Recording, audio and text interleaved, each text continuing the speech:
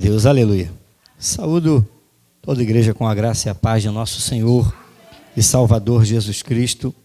Estamos alegres, felizes, porque nós estamos na presença do Senhor. Quero convidar você que trouxe a sua Bíblia, abra comigo por gentileza, Evangelho segundo escreveu João, capítulo de número 11. Nós vamos ler do versículo de número 1 ao versículo de número 3.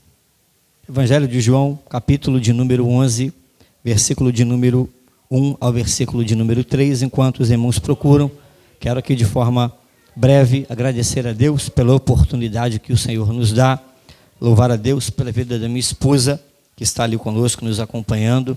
Estamos fazendo hoje, na verdade, 13 anos, 6 meses e 10 dias de casados, graças a Deus. Então eu louvo a Deus pela vida dela, sempre nos ajudando, nos auxiliando, intercedendo. Minha esposa é uma mulher que eu admiro muito, não por ser minha esposa, mas por ver a conduta dela no dia a dia, na obra do Senhor, em fazer a obra do Senhor. Então Deus abençoe sua vida em nome de Jesus, meu amor. Quero agradecer a Deus também pela vida do Richard, meu sobrinho, que está ali conosco, nosso filho, né? Nós temos como filho, meu amigo também aqui, pastor Rafael, né? Juntamente com a sua esposa, irmã Nádia, sua filha Melissa, todo aqui, corpo de obreiros, todos os demais irmãos, músicos. Deus abençoe toda esta igreja em nome de Jesus. Todos acharam? Então vamos ler a palavra do Senhor que nos diz assim. João capítulo 11, versículo de número 1 ao 3, nos diz assim a palavra de Deus. Estava então enfermo um certo Lázaro de Betânia, aldeia de Maria e de sua irmã Marta. E Maria era aquela que tinha ungido o Senhor com um unguento e lhe tinha enxugado os pés com os seus cabelos, cujo irmão Lázaro estava enfermo. Mandaram-lhe, pois, suas irmãs dizer: Senhor, eis que está enfermo aquele que tu amas. Pode tomar o seu assento, amém? Eu convido você e peço a você, não feche a sua Bíblia. Por gentileza, não feche a sua Bíblia. Nós vamos ler aqui alguns versículos deste texto e de outros textos da palavra do Senhor para trazermos aqui uma mensagem que o Senhor tem nos concedido e nos dado nessa noite. Peço a sua atenção, não se alongaremos no que o Senhor colocou no nosso coração, para que você possa captar, receber a palavra de Deus com todo o carinho e toda a simplicidade possível. Meus irmãos, eu quero aqui agradecer a Deus mais uma vez pela vida do nosso pastor Rafael, como o nosso pastor Judásio diz, os dirigentes de congregação são pastores. Então, ele é pastor aqui, irmã Nádia. E ser esposa de pastor, a gente sabe também que é uma batalha. Eu quero agradecer a Deus pela vida dele, por colocar um trabalho como esse, uma campanha como essa. A campanha designado, campanha da família, voltado para a família. Nós sabemos que, de fato, família é um projeto de Deus. Foi Deus que instituiu a família. A família é, pode-se dizer, a maior instituição, organização na terra, concedida e dada por Deus. De modo que Deus opera, Deus trabalha por meio da família e na família. A gente, ao ler a Bíblia Sagrada, encontra Jesus realizando o seu primeiro milagre em João 2, nas bodas de Caná da Galileia, no início, na formação de uma família, meu pastor. Jesus fez questão de iniciar seu ministério com milagres num casamento. Nós vemos quão importante é a família, principalmente em dias de hoje, como a família, esse projeto de Deus tão abençoador e abençoado, vem sofrendo embates, lutas, adversidades. Porém, é Deus quem instituiu a família. A tua família é projeto de Deus.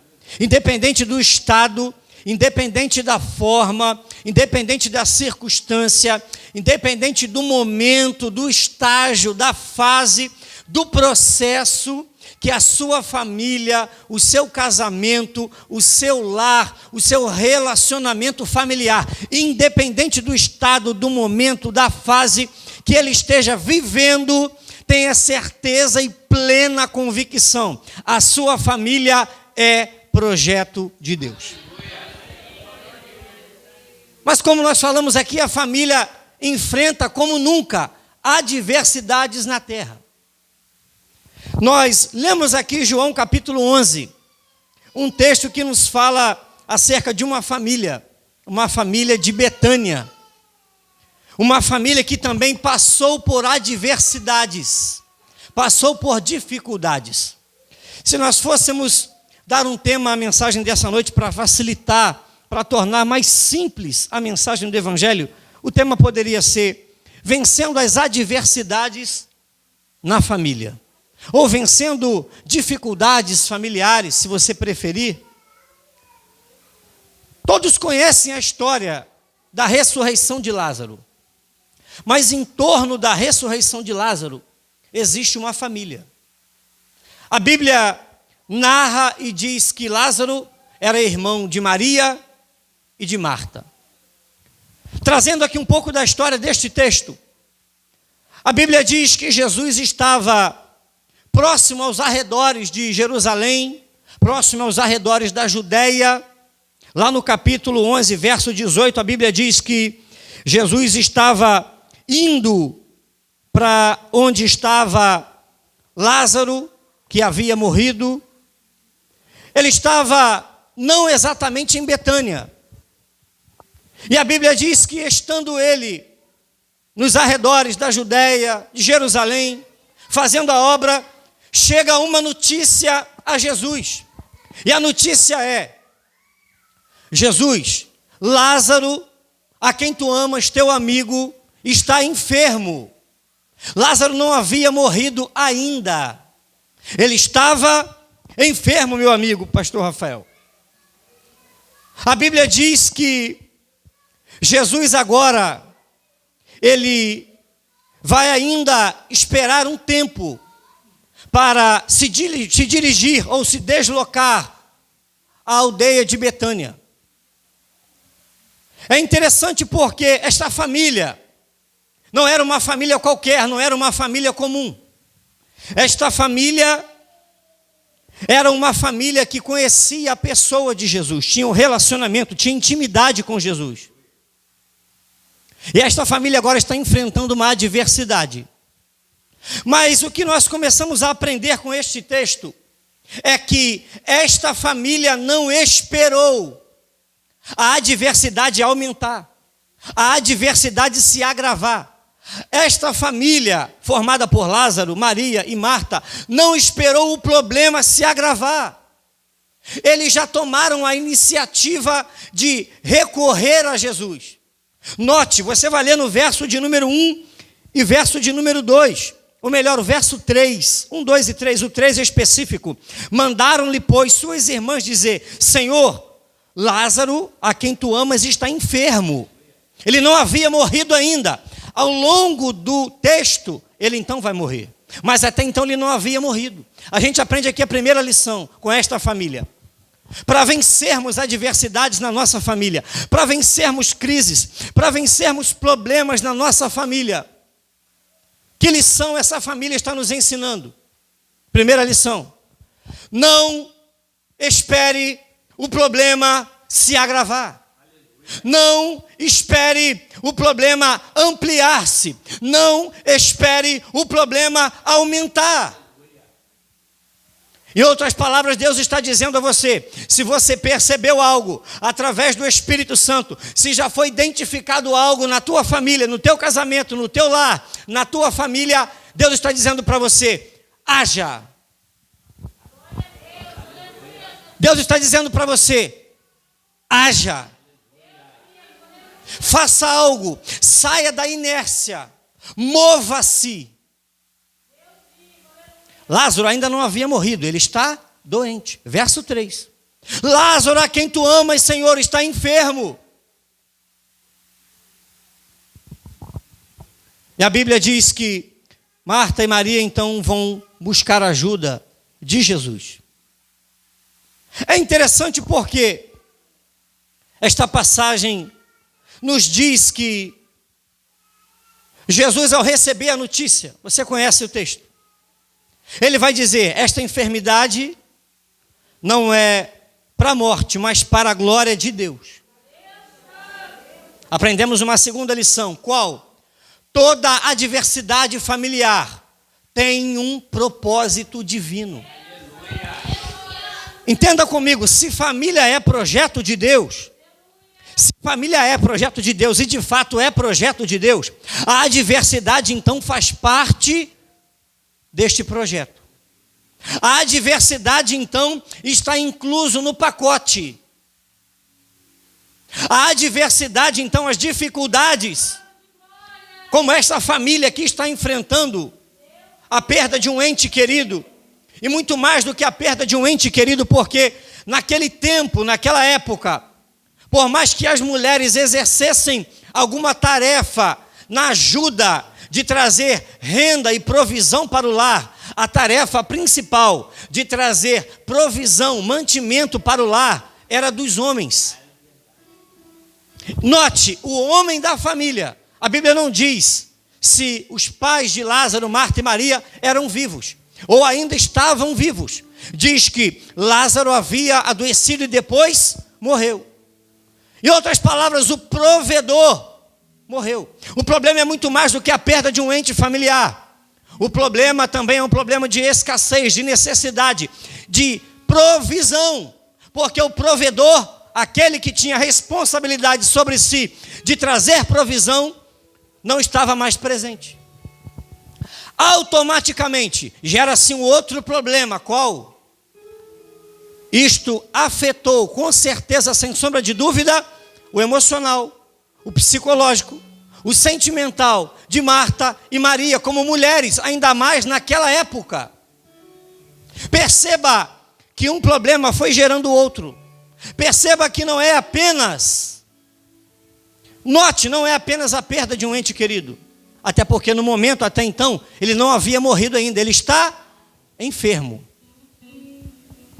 Só que a Bíblia nos ensina que o próprio Jesus está dizendo aqui neste texto, ao receber a notícia, esta enfermidade não é para morte, mas é para a glória de Deus. Toda adversidade na família daquele que serve, daquela que serve a Deus principalmente, tem um propósito divino.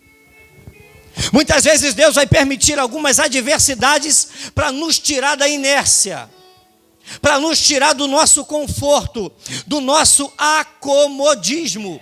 E a gente então sair do nosso conforto, da inércia e ir lutar. Porque guerreiro que é guerreiro não vive sentado, parado, descansado. Guerreiro foi chamado para guerra. Guerreiro foi chamado para guerrear. Guerreiro foi chamado para batalhar. Quem é de peleja foi chamado para lutar, para estar na peleja. Jesus diz: esta enfermidade não é para a morte, mas é para a glória de Deus. Verso 4. Havia um propósito. Havia um propósito na adversidade dessa família. Você já parou para meditar, para analisar que o que você está enfrentando no teu lar, no teu casamento, na tua família, tem um propósito? A Bíblia diz, Romanos 8, 28, todas as coisas cooperam ou contribuem para o bem daqueles que amam a Deus e são chamados pelo seu decreto. Há um propósito. Talvez você não entendeu ainda, não compreendeu ainda, mas há um propósito. E Deus às vezes vai permitir algumas adversidades para a gente agir. Olha o que o texto diz. Verso de número 6. Ouvindo, pois, que estava enfermo Lázaro, ficou ainda 2 dias onde estava. Eu fui estudar a geografia deste texto, relacionado onde era Betânia, onde era Jerusalém, onde era Judeia. Jesus estava, diz o verso de número 18, a quase 15 estádios de Betânia. Algumas versões, como a King James, como a Almeida Revista Atualizada diz, Jesus estava a 3 quilômetros aproximadamente. Uma distância curta, para você ter noção, aqui do bairro do Cantão, no centro de Barra do Piraí, eu fiz as contas, dá em torno de 4,5 quilômetros. Era menos, onde Jesus estava provavelmente, era menos do que daqui no centro de Barra. Dava para ir a pé caminhando, sim ou não? Dava. Detalhe, a Bíblia não diz exatamente onde ele estava. Provavelmente, pelo texto e o contexto, dá a entender que ele estava próximo à Judeia. Porque o próprio Jesus vai ser indagado pelos discípulos, se você ler adiante, meu amigo pastor Rafael. E os discípulos vão dizer: mestre, os judeus queriam afrontar o Senhor, matar o Senhor, perseguir o Senhor, e o Senhor quer voltar para a Judeia. Então isso significa que ele não estava, na verdade, nem na Judeia, estava próximo à Judeia, que também não era tão longe. Eu fui estudar a geografia do texto. Fato é, ele podia ter chegado, diácono irmão Maurílio, em 2 dias, ou menos de 2 dias, ou no mesmo dia. Por que é que ele não foi? Repito, Deus vai permitir algumas adversidades para a gente sair do nosso acomodismo, do nosso conforto, e agir, e se levantar e guerrear em prol de um problema que a nossa família está enfrentando. Deus está dizendo para alguém aqui de forma muito séria: olha aqui para mim, não tampe os seus olhos, não feche os seus olhos. Existe um problema, existe uma adversidade, mas lembre-se, a sua família, sem sombra de dúvida, é projeto de Deus. Foi Deus que instituiu, foi Deus que te deu, foi Deus que levantou você para guerrear e pelejar pela tua família. Abaraga Suriabaraia, Abaravashandaramahai, Ebaravasuriamahácia.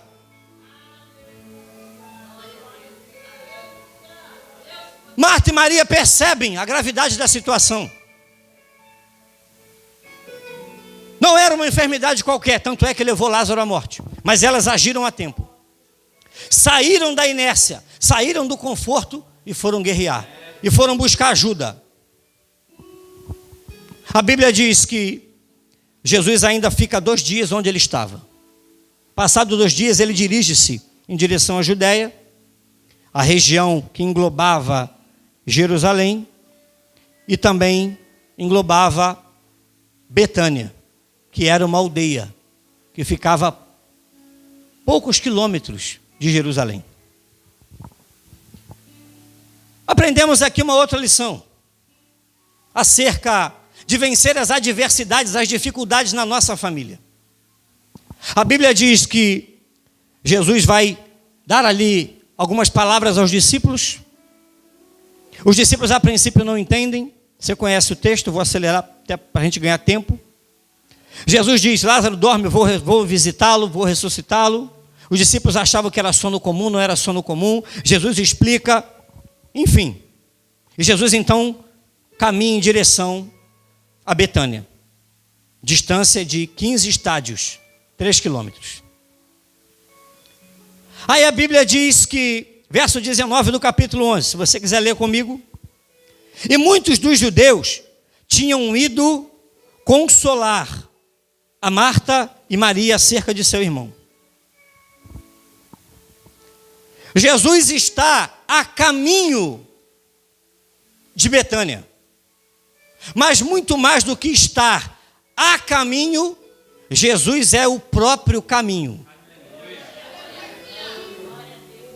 Ele está a caminho, mas ele é o caminho.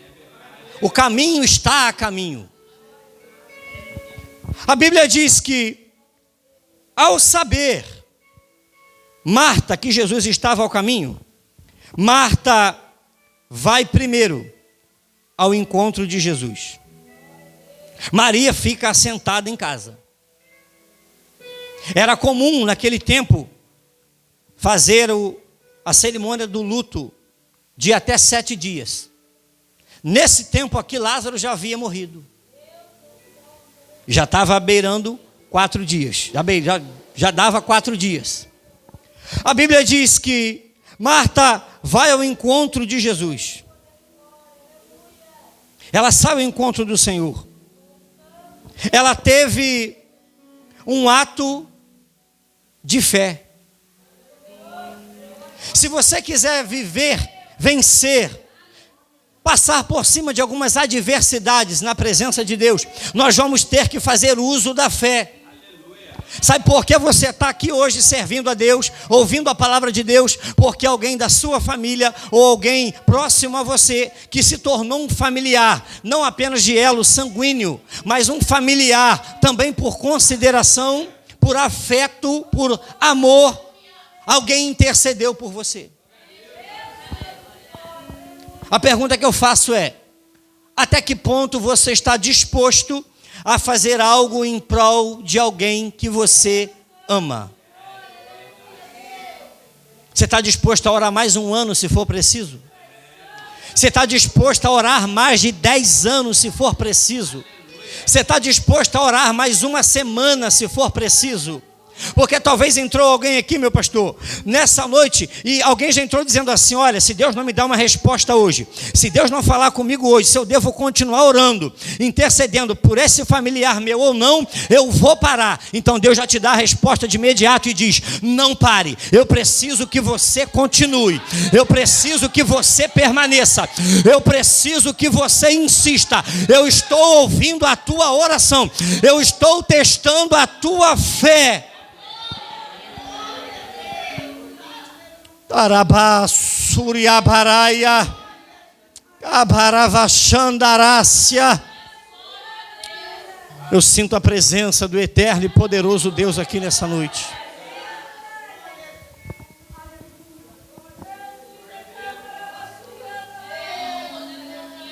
Deixa eu te falar uma coisa que talvez a gente não se atenta para olhar, para analisar, para entender. Quem foi que disse para você e para mim que o primeiro beneficiado pela oração é a pessoa a quem e para quem eu estou orando? O primeiro beneficiado da oração sou eu. Quando eu intercedo por alguém, me coloco na posição para interceder por alguém, antes do alvo chegar lá, no objetivo que eu quero, o primeiro a ser atingido sou eu. Por isso você não pode parar de orar. Deus está dizendo assim: primeiro eu vou moldar você, primeiro eu vou trabalhar em você, para depois eu fazer por você. E aí então eu faço através de você. É uma sequência, é um processo. Antes de Jesus ressuscitar a Lázaro, primeiro ele trabalhou em Marta e Maria. A gente quer inverter a receita. Senhor, primeiro salva meu marido, salva meu filho, salva minha filha, salva meu tio, salva meu colega de trabalho, salva aquele que está ao meu redor, salva aquele familiar meu, e depois faz a obra em mim. Não. Deus está dizendo: primeiro eu vou trabalhar em você. Você não pode parar de orar, porque o primeiro alcançado pela oração e beneficiado pela oração é você. Marta vai ao encontro de Jesus. E a Bíblia diz que Marta chega até Jesus. Verso de número 21. Olha Deus, através da pessoa de Jesus, moldando e lapidando Marta. Deus também está te lapidando nessa noite. Sabe aquele parente seu que talvez é difícil o convívio com ele? É difícil o relacionamento com ele? O relacionamento pessoal? Talvez ele é muito sanguíneo, ou talvez ele é muito melancólico, é muito sensível. Não espere dele uma atitude cristã que você deveria ter. Não espere ele tomar uma atitude à luz da Bíblia, quando ele na verdade não é cristão. Quem tem que tomar é você. Na cadeia espiritual de Deus, no sentido de sistema, cadeia nesse sentido, no sistema espiritual de Deus, no reino de Deus, funciona assim: o mais forte cede ao mais fraco. Quem é o mais forte? É você que já tem a palavra, que vive a palavra, que pratica a palavra. É você que tem que ceder. É você que vai ter que abaixar a cabeça, vencer o orgulho, produzir mais do fruto do Espírito. Lembra, vamos à Bíblia, Gálatas 5:22. Mas o fruto do Espírito é amor, gozo, paz, longanimidade, benignidade, bondade, fé, temperança, mansidão. É você que vai ter que produzir os frutos na unção do Espírito para ganhar esse parente seu. E Deus já está te alertando, e Ele sabe, não será fácil. É uma tarefa, é uma missão. Um dos ministérios mais importantes na igreja, e talvez menos valorizado, é o ministério da intercessão. Sabe aquelas irmãs, principalmente aquela senhora de cães brancas, assim, como a irmã que está ali, de coque, que talvez não prega, talvez não canta, talvez não dirige culto, dá uma palestra, dá um estudo. O negócio dela é aqui, ó.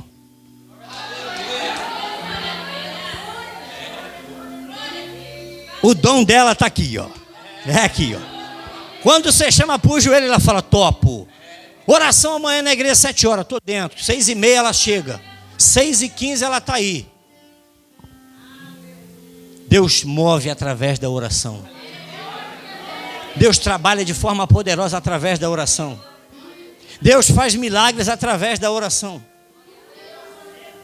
Um dos ministérios mais poderosos da igreja é a oração. A oração não é apenas um dom. A oração é um ministério. Eu te provo na Bíblia. Vamos à Bíblia, Atos capítulo 6. Lembra quando é instituído o diaconato? O problema lá com a viúva dos gregos. Eles vão chegar diante dos apóstolos, nossas viúvas estão sendo desprezadas. Eles falam, tudo bem, escolha aí onde é instituído o diaconato. 7 varões de boa reputação, de fé, cheio do Espírito Santo. E coloca para cumprir essa tarefa aí. Porque nós não vamos deixar o ministério, ministério da palavra e ministério da oração. Orar é ministério. Interceder é ministério. Só que você tem que estar disposto para apanhar. Você tem que estar disposto a se sacrificar. Às vezes você vai ter que sangrar para alguém sorrir. Você vai ter que se ferir para alguém se alegrar. Está disposto, está preparado para Deus de fato fazer a obra na vida de um parente seu? Às vezes você vai ter que praticar na íntegra. Salmo 126, verso 6. Aquele que leva a preciosa semente, andando e chorando, voltará sem dúvida, trazendo consigo os seus molhos.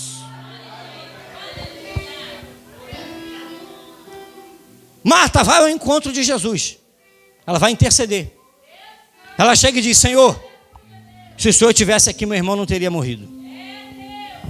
Jesus disse, Marta, teu irmão há de ressuscitar.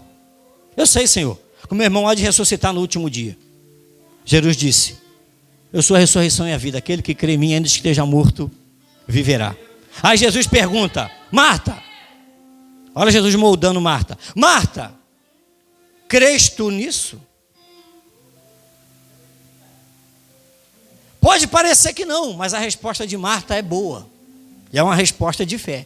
Marta diz, disse ela, verso 27 do capítulo 11. Sim, Senhor, creio que tu és o Cristo, Filho de Deus, que havia de vir ao mundo. Ela confessa, ela crê, ela, com toda dificuldade, ela dá um brado de fé.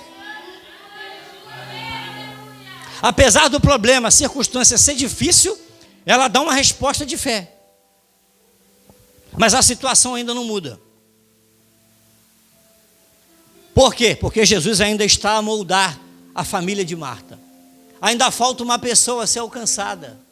Enquanto não for alcançada, a obra não está concluída. Falta quem? Falta Maria. Aí Marta faz algo lindo. A Bíblia diz, verso 28. E dito isso, após ela dar a resposta para Jesus, a Bíblia diz, verso 28, e dito isso, partiu e chamou em segredo. Marta, após dar a resposta para Jesus, parte e chama em segredo Maria. E diz, o mestre te chama, vem. Isso aqui me chamou a atenção. Ela partiu em segredo. Ela teve um particular com o mestre e ficou de boca fechada. Cuidado com o que você fala, para quem você fala, quando você fala e do jeito com que você fala. Principalmente na tua casa, principalmente no meio dos teus. Muitas vitórias não são dadas porque a gente acaba falando o que não deve. Ou falando no momento errado. Olha que coisa interessante. Deus diz: Josué, vou dar Jericó para vocês. Vai, Senhor, vou. Eu te prometi e vou te honrar como eu fui com Moisés. Ok, Senhor. Josué, diga ao povo que dê 6 voltas durante 6 dias em torno da muralha. 6 voltas. Senhor, pronto, acabou? Não. No 7º dia, no último dia, vão dar mais 7. 7, 6, 13. O total, na verdade, foi 13 voltas durante 7 dias. Só que Deus alertou e disse: Josué, só tem um detalhe. Pode ler lá, está no texto, está na Bíblia. Josué, vai dar as 13 voltas sem dar uma palavra. Vai dar as 13 voltas de boca fechada, Josué, porque eu não quero que ninguém ouse murmurar. Eu não quero que ninguém ouse falar o que não deve, Josué. Eu não quero que ninguém fale o que não possa ou não deva falar.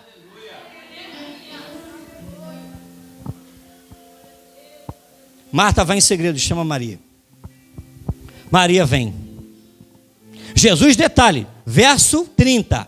Jesus estava no mesmo lugar. Ele ainda não tinha chegado em Betânia. Ele não entrou na aldeia. Ele ainda está no mesmo lugar de onde ele falou com Marta. Olha o texto, verso 30. Ainda Jesus não tinha chegado à aldeia, mas estava no lugar onde Marta o encontrara. Olha o texto, vamos para a Bíblia. Está lá Jesus no mesmo lugar, fazendo o quê? Esperando Marta vir. Às vezes vai ser assim, irmãos. Jesus só vai agir, aliás, Jesus só vai reagir quando eu e você agir. Sabe qual é o nosso problema às vezes? A gente quer que Deus reaja sem a gente agir. Deus está dizendo não. A matemática minha é o seguinte: você age e eu reajo. Você age e eu reajo. Você age e eu reajo. Vamos à Bíblia. Josué capítulo 3, verso 5. A ordem é essa, Josué. Qual, Senhor? Santificai-vos. Primeiro, haja, santificai-vos, porque amanhã eu reajo, amanhã farei maravilhas no meio de vós. Jesus está escolhendo os discípulos no monte, mas antes ele vai entrar em oração, depois ele escolhe. É assim, operando Deus, quem impedirá? Mas primeiro você tem que agir. Maria chega onde Jesus está. Isso aqui eu acho lindo. Muita gente foi consolar Marta e Maria. Até bem intencionado. Mas tem situações que só Jesus pode fazer. Só Jesus pode mudar. Só Jesus pode reverter. A Bíblia diz que Maria chega. Verso 32. Tendo, pois, Maria chegado onde Jesus estava e vendo-o, lançou-se aos seus pés. Isso aqui é uma senha. É uma senha espiritual. Eu vou te provar na Bíblia. Lançar-se aos pés de Jesus é uma senha. Note, Marta chegou, Maria também chegou. Marta disse o que Maria também disse: se o Senhor estivesse aqui, as duas disseram, meu irmão não teria morrido. Marta foi ao encontro de Jesus, Maria também foi. Marta creu, Maria também creu. E aí, por que ainda não houve um milagre? Calma, Jesus está moldando também Maria. O tempo é dele, o momento é dele. É ele quem vai trabalhar do jeito dele na tua casa, na tua família, usando quem ele quer, da forma como ele quer, do jeito que ele quer, no tempo que ele quiser. E enquanto ele não faz o milagre na vida da tua parentela, ele está fazendo o milagre em você. Entenda isso. Enquanto Deus não muda a situação, ele está mudando o teu coração. Maria chega e a Bíblia diz: vendo, lançou-se aos seus pés. Olha a senha. Vamos à Bíblia. Mateus 28, 9. A mulher do fluxo de sangue chega e se lança aos pés. Aliás, Mateus 9, 28. Eu inverti aqui. Mateus 9, 28. A mulher cananeia. Marcos 7, 25. Ela chega e se lança aos pés. Lucas 7, 38. A mulher pecadora, que também ungiu Jesus igual a Maria, chega e se lança aos pés. Lucas 5, 8. Simão Pedro chega e se lança aos pés. Lucas 8, 35. O endemoniado gadareno chega e se lança aos pés. Lucas 8, 41. Jairo chega e se lança aos pés. Lucas 17, 16. Um dos 10 leprosos chega e se lança aos pés. As mulheres após a ressurreição, Mateus 28, 9, chegam e se lançam aos pés. É uma senha. Maria conhecia essa senha. Quer ver só? João 12, 3, um capítulo adiante. Ela chega para ungir Jesus e se lança aos pés. Lembra lá, antes de João 11, Marta vai dar uma festa, um banquete na sua casa. Alguns chamam de jantar. Lá na casa de Marta está Maria. O que é que Maria faz? Maria se lança aos pés. Aí vem a doença que virou morte de seu irmão. Eu imagino Maria pensando. Marta foi, falou com o mestre. Marta foi, falou com ele, não resolveu o problema. Então eu vou. Só tem um detalhe. Eu vou usar a senha. Tem uma senha que não falha. Lançar-se aos pés. Você precisa se lançar aos pés do Salvador. Você precisa se lançar aos pés do bondoso Salvador. Você precisa se lançar aos pés do Salvador. Você precisa se lançar aos pés. Tem um hino que diz: aos seus pés, ó Jesus Cristo, tua face buscarei. Me ajuda aí. Escutando qual Maria, ó, as palavras de, ó, o segredo é ir aos pés. O segredo é ir aos pés. O segredo ainda é ir aos pés do bondoso Salvador. É intercessão, é oração.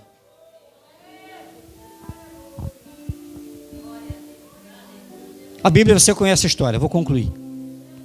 Jesus se comove de íntima compaixão ao ver o estado que Maria estava, os judeus. Vai dar uma ordem, Lázaro vai ser ressuscitado. Ele sai atado, com um lenço sobre a sua cabeça, diz o texto. Mas ele sai porque foi dada uma ordem. Está sendo dada uma ordem nessa noite em prol da tua família. Está sendo dada uma ordem nesta noite em prol da tua casa. Está sendo dada uma ordem nesta noite em prol da tua família, em prol do teu casamento. Está sendo dada uma ordem nesta noite em prol dos teus relacionamentos pessoais, com teu pai, com a tua mãe, com teu filho, com teu irmão, com a tua irmã. Talvez a coisa há anos já não vai bem, talvez não há uma comunhão, uma intimidade há anos, mas Deus está dizendo assim: eu estou liberando uma palavra, eu estou dando uma ordem. Jesus deu a ordem, Lázaro vem para fora, e Lázaro veio. Deus está dando uma ordem, a palavra do Senhor está indo ao encontro do teu problema familiar nesta noite, está dizendo: eu estou mudando a situação.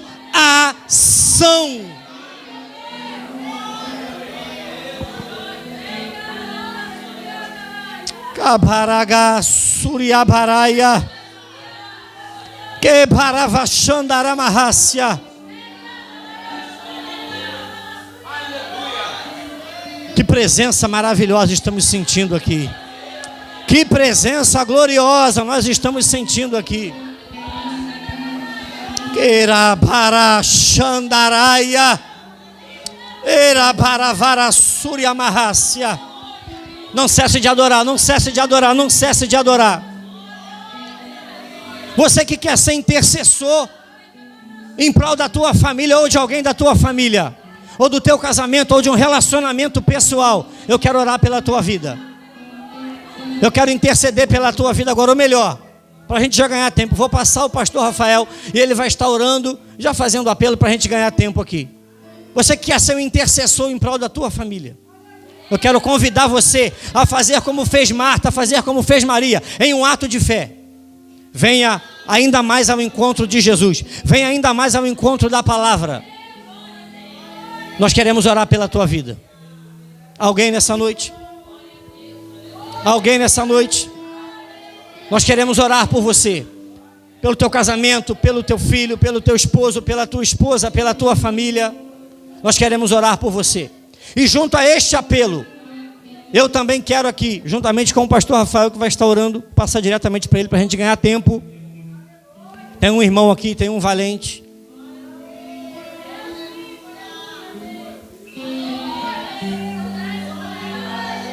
Nós queremos interceder pela tua casa, pela tua família. Nós cremos que a oração pode mudar quadros. Nós cremos que a oração pode mudar circunstâncias. Nós cremos que a oração pode mudar situações.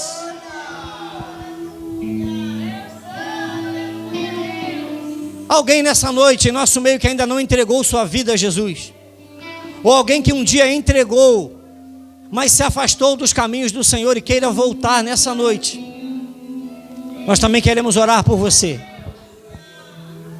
Alguém em nosso meio nessa noite que ainda não entregou sua vida para Jesus, ou entregou e se afastou e queira voltar, nos dê um sinal.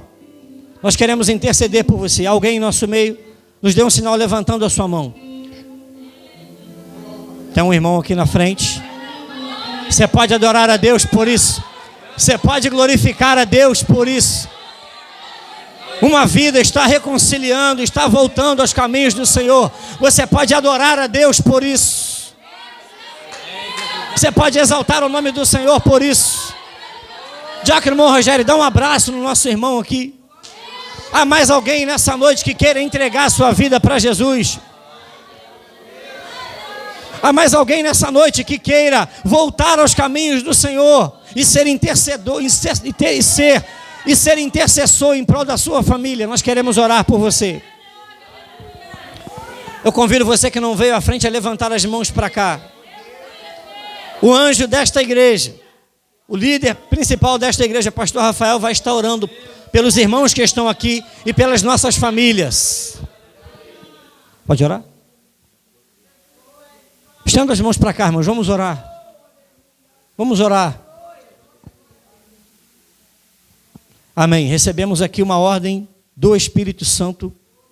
E eu chamo à frente a minha esposa, a diaconisa Keila, para estar aqui nos auxiliando e nos ajudando. Deus está movendo, irmãos. Deus está movendo. Deus está movendo. Deus está trabalhando. Você tem liberdade para adorar a Deus. Não é mais um culto. Não é apenas mais uma quarta-feira. Não. Não vai terminar da forma que você pensou que ia terminar. Deus está agindo. Que bacabaravachandaraia. Que baravachandaramarrácia. Cabaravachandaramahai. Vamos orar. Estenda suas mãos para cá. Feche os seus olhos, vamos interceder. Cadeias vão ser quebradas agora. Algemas espirituais estão sendo quebradas agora. Oremos. Senhor Deus, Todo-Poderoso e Eterno Pai. Deus, nós agora queremos clamar ao Senhor em prol dessas famílias que estão aqui na frente, em prol, Senhor, de cada família aqui representada. Nós cremos, ó Deus, que esta campanha foi uma intervenção divina, diretamente direcionada pelo Teu Espírito Santo. Nós cremos, Senhor, que esta campanha tem propósito divino, tem propósito do céu, e nós cremos, ó Deus, que obras contrárias estão sendo destruídas, barreiras estão sendo jogadas por terra agora. Trabalha, Senhor, trabalha por tua graça, por tua bondade, por tua misericórdia. Nós te suplicamos, ó bondoso e poderoso Deus, trabalha, ó doce e amado Espírito Santo, trabalha, Senhor, e opera em prol destas famílias, em prol, Senhor, desses lares. Restaura, Senhor, casamentos, restaura relacionamentos, salva esposo, salva esposa, salva filhos, salva tios, salva avós, salva netos, salva vizinhos, salva a parentela, Senhor, do teu povo. Mere maraga xandaraga suriabaraia.